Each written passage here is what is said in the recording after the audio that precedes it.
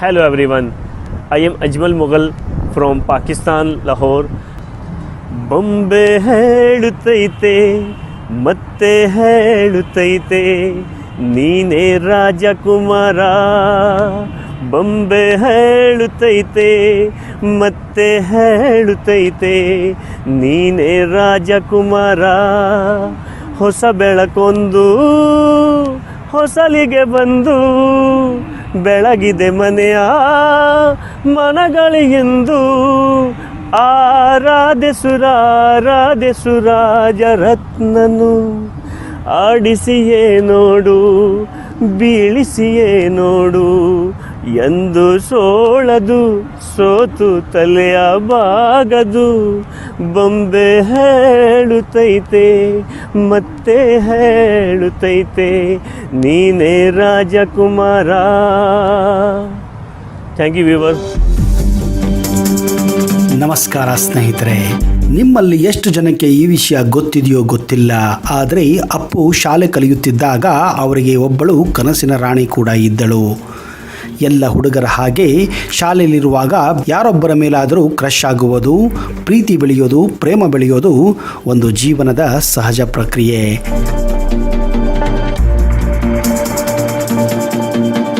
ಹಾಗಾದರೆ ಅಪ್ಪುವಿನ ಕನಸಿನ ರಾಣಿ ಯಾರು, ಹೇಗಿದ್ದಳು, ಮುಂದೇನಾಯಿತು, ಈ ಎಲ್ಲ ವಿಷಯಗಳನ್ನು ಈ ವಿಡಿಯೋದಲ್ಲಿ ನಿಮಗೆ ಹೇಳಕ್ಕೆ ಹೋಗ್ತಾ ಇದ್ದೀನಿ. ಒಂದು ವೇಳೆ ನೀವು ಈ ಚಾನಲನ್ನು ಇನ್ನೂ ಸಬ್ಸ್ಕ್ರೈಬ್ ಮಾಡದೇ ಇದ್ದರೆ ದಯವಿಟ್ಟು ಈಗಲೇ ಸಬ್ಸ್ಕ್ರೈಬ್ ಮಾಡಿ, ಜೊತೆಗೆ ಬೆಲ್ ಐಕನ್ ಕೂಡ ಪ್ರೆಸ್ ಮಾಡಿ.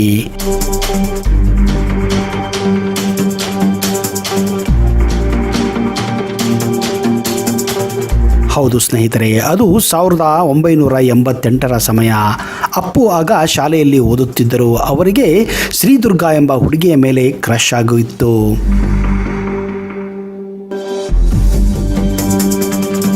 ಸ್ನೇಹಿತರೆ, ಶ್ರೀದುರ್ಗಾ ಬೇರೆ ಯಾರೂ ಅಲ್ಲ, ಮುಂದೆ 1989ರಲ್ಲಿ ತೆರೆಕಂಡಂತಹ ನಂಜುಂಡಿ ಕಲ್ಯಾಣ ಚಿತ್ರದ ನಾಯಕ ನಟಿ ಮಾಲಾಶ್ರೀ.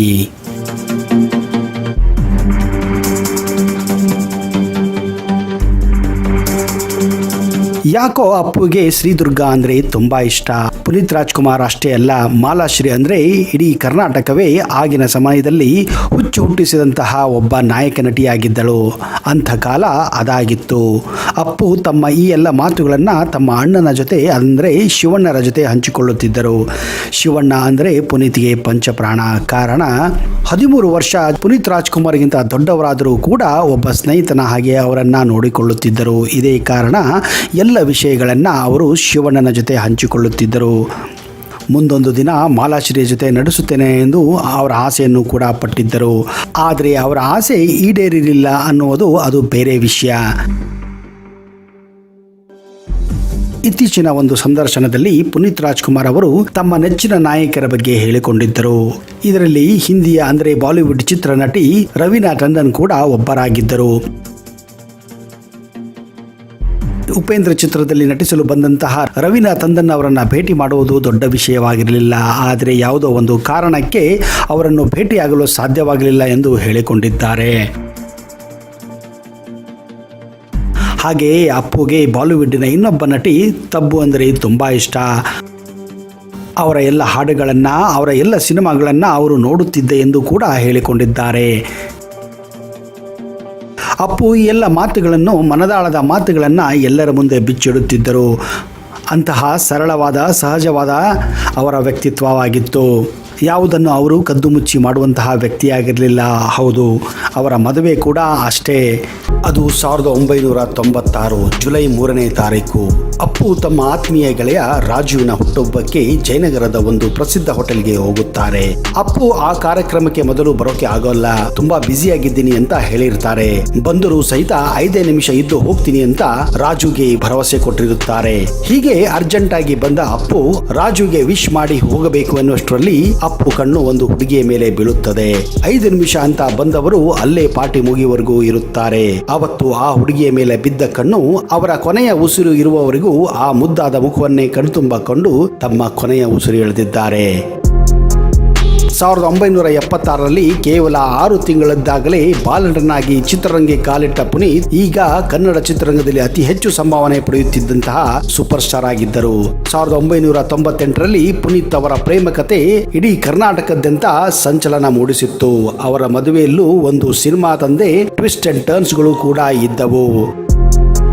ಅವರ ಪ್ರೇಮ ಕತೆ ಹೇಗಿತ್ತು, ಅವರ ಒಡನಾಟ ಅವರ ಹೆಂಡತಿ ಅಂದರೆ ಅವರ ಗರ್ಲ್ ಫ್ರೆಂಡ್ ಜೊತೆ ಹೇಗಿತ್ತು, ಯಾರು ಮೊದಲು ಪ್ರಪೋಸ್ ಮಾಡಿದರು, ಯಾವ ರೀತಿ ಮನೆಯಲ್ಲಿ ಅವರು ತಮ್ಮ ತಂದೆ ತಾಯಿಗಳಿಗೆ ಈ ವಿಷಯವನ್ನ ಹೇಳಿದರು, ಶಿವಣ್ಣ ಮಾಡಿದ ಆ ಸಹಾಯವೇನು, ರಾಜ್ಕುಮಾರ್ಗೆ ಪುನೀತ್ ಬಗ್ಗೆ ಇದ್ದಂತಹ ಸಂಶಯ ಏನು, ಈ ಮದುವೆ ಸುಸೂತ್ರವಾಗಿ ನಡೆಯುತ್ತಾ, ಈ ಎಲ್ಲ ವಿಷಯಗಳನ್ನ ಈ ಸಂಚಿಕೆಯಲ್ಲಿ ನಿಮಗೆ ಹೇಳಕ್ಕೆ ಹೋಗ್ತಾ ಇದ್ದೀನಿ. ಒಂದು ವೇಳೆ ನೀವು ಈ ಚಾನೆಲ್ ಅನ್ನ ಇನ್ನೂ ಸಬ್ಸ್ಕ್ರೈಬ್ ಮಾಡದೇ ಇದ್ರೆ ದಯವಿಟ್ಟು ಈಗಲೇ ಸಬ್ಸ್ಕ್ರೈಬ್ ಮಾಡಿ, ಜೊತೆಗೆ ಬೆಲ್ ಐಕನ್ ಕೂಡ ಪ್ರೆಸ್ ಮಾಡಿ. ಕನ್ನಡ ಚಿತ್ರರಂಗದ ಜಾಕಿ ಪೃಥ್ವಿ ಆಕಾಶ್ ನಮ್ಮ ಮುಂದೆ ಇಲ್ಲ. ಕನ್ನಡ ಚಿತ್ರರಂಗದ ಆಪ್ತರಿಗೆ ಹಾಗೂ ಕುಟುಂಬಸ್ಥರಿಗೆ ಈ ವಿಷಯವನ್ನ ನೆನೆಸಿಕೊಳ್ಳಲು ಆಗುತ್ತಿಲ್ಲ. ವೃತ್ತಿ ಜೀವನದಲ್ಲಿ ಎಷ್ಟೇ ಬ್ಯುಸಿಯಾಗಿದ್ದರೂ ಫ್ಯಾಮಿಲಿಗೆ ಹೆಚ್ಚಿನ ಆದ್ಯತೆ ನೀಡಬೇಕು, ಫ್ಯಾಮಿಲಿ ಮುಖ್ಯ ಎಂದು ಸದಾ ಹೇಳುತ್ತಿದ್ದ ಪುನೀತ್ ರಾಜ್ಕುಮಾರ್ 2019ರಲ್ಲಿ ಸಿನಿಮಾ ಯಶಸ್ಸಿನ ಕಾರ್ಯಕ್ರಮದಲ್ಲಿ ಅವರ ಸೋದರರ ಬಗ್ಗೆ, ಪತ್ನಿ ಹಾಗೂ ಅವರ ಮಕ್ಕಳ ಬಗ್ಗೆ ಮಾತನಾಡಿದ್ದರು. ಬಾಲ ಕಲಾವಿದನಾಗಿ ವೃತ್ತಿ ಆರಂಭಿಸಿದ ಪುನೀತ್ ತಂದೆ ಡಾಕ್ಟರ್ ರಾಜ್ಕುಮಾರ್ ಅವರ ಜೊತೆ ಸಿನಿಮಾ ಚಿತ್ರೀಕರಣಕ್ಕೆ ಹೋಗುತ್ತಿದ್ದರು. ಅವರ ಜೊತೆಗೆ ಅನೇಕ ಸಿನಿಮಾಗಳಲ್ಲಿ ನಟಿಸಿ ಪ್ರಶಸ್ತಿಯನ್ನು ಕೂಡ ಗಿಟ್ಟಿಸಿಕೊಂಡಿದ್ದರು. ಶಿವರಾಜ್ ಕುಮಾರ್ ಮತ್ತು ರಾಘವೇಂದ್ರ ರಾಜ್ಕುಮಾರ್ ಅವರಿಗೂ ಮುನ್ನವೇ ಚಿತ್ರರಂಗಕ್ಕೆ ಕಾಲಿಟ್ಟ ಅಪ್ಪು ಈಗಲೂ ಸಹಿತ ಸಿನಿಮಾ ವಿಚಾರದಲ್ಲಿ ಸೋದರರ ಸಲಹೆಯನ್ನು ಯಾವಾಗಲೂ ಪಡೆಯುತ್ತಿದ್ದರು. Don't try to live in your character, enact it ಎಂದು ಅಮೆರಿಕ ಸಿನಿಮಾ ನಿರ್ದೇಶಕ ರಾಬರ್ಟ್ ಡಿ ನೋರ್ ಹೇಳುವ ಮಾತನ್ನು ಪುನೀತ್ ಆಗಾಗ ಹೇಳುತ್ತಿದ್ದರು. ಪುನೀತ್ಗೆ ಅವರ ಲವ್ ಸ್ಟೋರಿ ಬಗ್ಗೆ ಕೇಳಿದಾಗ ನಮ್ಮದೊಂದು ಕೂಲ್ ಫ್ಯಾಮಿಲಿ, ನಾವೆಲ್ಲರೂ ಕಾಮನ್ ಮ್ಯಾನ್ ತರ ಲೈಫ್ ಅನ್ನ ಲೀಡ್ ಮಾಡ್ತೀವಿ ಎಂದು ಪದೇ ಪದೇ ಹೇಳುತ್ತಿದ್ದರು.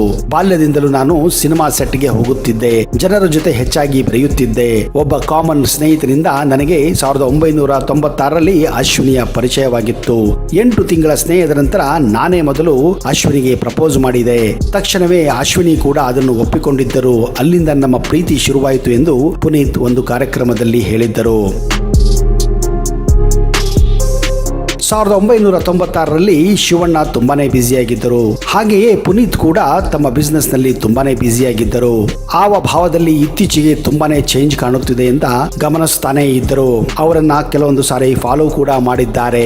ತಮ್ಮ ಯಾಕೋ ಇತ್ತೀಚೆಗೆ ಬೇರೆ ತರನೇ ಬಿಹೇವ್ ಮಾಡುತ್ತಿದ್ದಾನೆ, ಏನಾದರೂ ಎಡವಟ್ಟು ಮಾಡಿಕೊಂಡನ, ಅಂದರೆ ಪ್ರೀತಿಯಲ್ಲಿ ಎಡವಟ್ಟು ಮಾಡಿಕೊಂಡನ, ಪ್ರೀತಿಯಲ್ಲಿ ಬಿದ್ದನ ಎನ್ನುವ ಸಂಶಯ ಅವರಿಗೆ ಇದ್ದೇ ಇತ್ತು. ಕೊನೆಗೆ ಒಂದು ದಿನ ಶಿವಣ್ಣ ಪುನೀತ್ ರಾಜ್ಕುಮಾರ್ ಅವರನ್ನ ಅಶ್ವಿನಿ ಜೊತೆಗೆ ರೆಡ್ ಹ್ಯಾಂಡ್ ಆಗಿ ಹಿಡಿಯುತ್ತಾರೆ. ಆಗ ಪುನೀತ್ ಮುಗುಳ್ನಕ್ಕು ಶಿವಣ್ಣನಿಗೆ ತಮ್ಮ ಪ್ರೀತಿಯ ವಿಷಯವನ್ನ ಸಂಪೂರ್ಣವಾಗಿ ಹೇಳುತ್ತಾರೆ. ಮುಂದೆ ಅವರು ತಮ್ಮ ಮದುವೆಗೆ ಅವರಿಗೆ ಹೆಲ್ಪ್ ಅನ್ನು ಕೂಡ ಕೇಳುತ್ತಾರೆ. ಒಂದು ವೇಳೆ ಮನೆಯಲ್ಲಿ ಈ ವಿಷಯವನ್ನ ಒಪ್ಪದಿದ್ದರೆ ನೀನೇ ನನಗೆ ಹೆಲ್ಪ್ ಮಾಡಬೇಕೆಂದು ಶಿವಣ್ಣನ ಹತ್ರ ಪುನೀತ್ ಹೇಳಿಕೊಳ್ಳುತ್ತಾರೆ. ಶಿವಣ್ಣ ಇದಕ್ಕೆ ತಥಾಸ್ತು ಎಂದು ಹೇಳಿರುತ್ತಾರೆ. ಹೀಗೆ ಮನೆಯಲ್ಲಿ ಅಪ್ಪು ಸದಾ ಫೋನಲ್ಲಿ ಇರುವುದನ್ನು ನೋಡಿ ರಾಜ್ಕುಮಾರ್ ಅವರಿಗೂ ಕೂಡ ಸಂಶಯ ಬರುತ್ತದೆ. ಡಾಕ್ಟರ್ ರಾಜ್ಕುಮಾರ್ ಅವರು ಪಾರ್ವತ್ ಅವರನ್ನು ಕರೆದು, ನೋಡು, ನಿನ್ನ ಮಗ ಹೆಚ್ಚಿನ ಸಮಯ ಇತ್ತೀಚೆಗೆ ಫೋನಿನಲ್ಲೇ ಕಳೆಯುತ್ತಿದ್ದಾನೆ, ಏನು ವಿಷಯ ಎಂದು ಕೇಳು ಎಂದು ಹೇಳುತ್ತಾರೆ. ಶಿವರಾಜ್ ಕುಮಾರ್ ಕೂಡ ಅಪ್ಪುಗೆ ತನ್ನ ಪ್ರೀತಿಯ ಬಗ್ಗೆ ಪೋಷಕರ ಜೊತೆ ಮಾತನಾಡುವಂತೆ ಸಲಹೆ ನೀಡುತ್ತಾರೆ ಹಾಗೂ ಮದುವೆ ಮಾಡಲು ಶಿಫಾರಸು ಮಾಡುವಂತೆ ಅವರಿಗೆ ಒಂದು ಕಿವಿ ಮಾತನ್ನು ಹೇಳುತ್ತಾರೆ. ಅದು 1998 ಅಂದು ರಾಜ್ಕುಮಾರ್ ಬರ್ತ್ಡೇ ಆಗಿತ್ತು. ಹೀಗಾಗಿ ಆ ಸಮಯದಲ್ಲಿ ಪುನೀತ್ ಅಶ್ವಿನಿ ಜೊತೆ ಮಾತನಾಡುತ್ತಿರುತ್ತಾರೆ. ಎದುರು ಕುಳಿತಿದ್ದ ಅಣ್ಣ ಅವರಿಗೆ ಫೋನ್ ಅನ್ನ ನೇರವಾಗಿ ಕೊಡುತ್ತಾರೆ. ಅಪ್ಪಾಜಿ, ಫೋನಿನಲ್ಲಿರುವರು ನನ್ನ ಸ್ನೇಹಿತೆ ಅಶ್ವಿನಿ ಅಂತ, ಅವರು ಕೂಡ ನಿಮ್ಮ ಹುಟ್ಟುಹಬ್ಬಕ್ಕೆ ಶುಭ ಕೋರಲು ಬಯಸುತ್ತಾರೆ ಎಂದು ಹೇಳುತ್ತಾರೆ.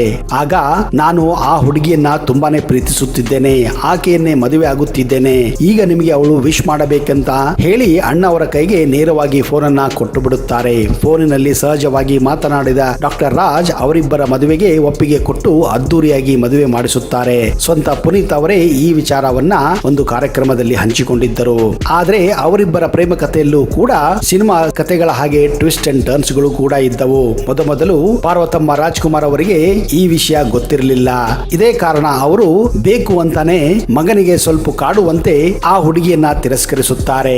ಆದ್ರೆ ಗೊತ್ತಾಗುತ್ತದೆ ಪಾರ್ವತಮ್ಮ ರಾಜ್ಕುಮಾರ್ಗೂ ಕೂಡ ಅಶ್ವಿನಿ ಅಂದ್ರೆ ತುಂಬಾ ಇಷ್ಟವಾಗಿದ್ದಳು. ಸುಮ್ಮನೆ ಮಗನನ್ನು ಕಾಡಲು ಮೊದಲು ಬೇಡ ಎಂದು ಹೇಳಿ ಸತಾಯಿಸಿದ್ದರು ಎಂದು ಪುನೀತ್ ರಾಜ್ಕುಮಾರ್ ಹೇಳಿಕೊಂಡಿದ್ದಾರೆ. ಮಗನ ನಿರ್ಧಾರಕ್ಕೆ ಪುನೀತ್ ಪೋಷಕರು ಮೊದಲಿನಿಂದಲೂ ಮೊದಲು ಬೆಂಬಲ ನೀಡಿದ್ದರು. ಕೊನೆಗೆ ಅಶ್ವಿನಿಯ ಮನೆಯವರು ಕೂಡ ಒಪ್ಪಿಗೆ ಸೂಚಿಸಿದಾಗ ಅವರಿಬ್ಬರ ಪ್ರೇಮ ಕತೆ ಮದುವೆಯ ರೂಪದಲ್ಲಿ ಅಂತ್ಯವಾಯಿತು. 1981ರಲ್ಲಿ ಬೆಂಗಳೂರಿನಲ್ಲಿ ಜನಿಸಿದ ಅಶ್ವಿನಿ ಮದುವೆಯ ನಂತರ ಅಪ್ಪುವಿನ ಹಲವಾರು ಚಿತ್ರಗಳಿಗೆ ವಸ್ತ್ರ ವಿನ್ಯಾಸಕಿ ಹಾಗೂ ನಿರ್ಮಾಪಕಿಯಾಗಿ ಕೆಲಸವನ್ನು ಮಾಡಿದ್ದಾರೆ. ಈ ದಂಪತಿಗಳಿಗೆ ಧೃತಿ ಮತ್ತು ವಂದಿತಾ ಎಂಬ ಇಬ್ಬರು ಹೆಣ್ಣು ಮಕ್ಕಳಿದ್ದಾರೆ. ಇತ್ತೀಚೆಗಷ್ಟೇ ಅಮೆರಿಕಕ್ಕೆ ಓದಲು ಹೋಗಿದ್ದರು. ಎಂಥ ಒಂದು ಸುಖ ಸಂಸಾರದಲ್ಲಿ ಇಂಥ ಒಂದು ದುರ್ಘಟನೆ ನಿಜಕ್ಕೂ ಎಲ್ಲರನ್ನು ದಿಗ್ಭ್ರಾಂತಗೊಳಿಸಿದೆ. ಸ್ನೇಹಿತರೆ, ನಿಮಗೆಲ್ಲ ಗೊತ್ತಿರುವ ಹಾಗೆ ಅಪ್ಪು ತಮ್ಮ ಪ್ರೀತಿಯ ಮಡದಿಗೆ ಇತ್ತೀಚೆಗೆ ಪೋಸ್ಟ್ ಕಾರನ್ನು ಕೂಡ ಗಿಫ್ಟ್ ಆಗಿ ನೀಡಿದ್ದರು. ಆ ಒಂದು ನೆನಪು ಅಶ್ವಿನಿಯವರನ್ನ ಸದಾ ಕಾಡಲಿದೆ. ಆ ಒಂದು ನೆನಪು ನಿಜಕ್ಕೂ ಅಶ್ವಿನಿಯವರನ್ನ ಮುಂದೆ ಸದಾ ಕಾಡಲಿದೆ. ಆ ಕಾರನ್ನು ನೋಡಿದಾಗ ಪ್ರತಿ ಸಾರಿ ಅವರು ಅಪ್ಪುವನ್ನ ನೆನೆಸಲೇಬೇಕು. ಅಂತಹ ವ್ಯಕ್ತಿತ್ವ ಆ ಅಪ್ಪು. ಸ್ನೇಹಿತರೆ, ಅಪ್ಪು ಅಭಿಮಾನಿಗಳು ಲಕ್ಷಾಂತರ ಸಂಖ್ಯೆಯಲ್ಲಿ ಅವರ ಅಂತಿಮ ದರ್ಶನ ಪಡೆದಿದ್ದಾರೆ. ಕಂಠೀರವ ಸ್ಟುಡಿಯೋ ಆಗಲಿ, ಕಂಠೀರವ ಸ್ಟೇಡಿಯಂ ಆಗಲಿ, ಜನಸಾಗರವೇ ಹರಿದು ಬಂದು ಅವರ ಕೊನೆಯ ಒಂದು ಝಲಕನ್ನು ಕೂಡ ನೋಡಿದ್ದಾರೆ. ರಾಜ್ಯದ ಮೂಲೆ ಮೂಲೆಗಳಿಂದ ಬಂದು ತಮ್ಮ ಪ್ರೀತಿಯ ನಾಯಕನನ್ನ ಭೇಟಿಯಾಗಿ ಹೋಗಿದ್ದಾರೆ. ಅವರ ನೆನಪು ಯಾವಾಗಲೂ ಸದಾ ಇರುತ್ತದೆ.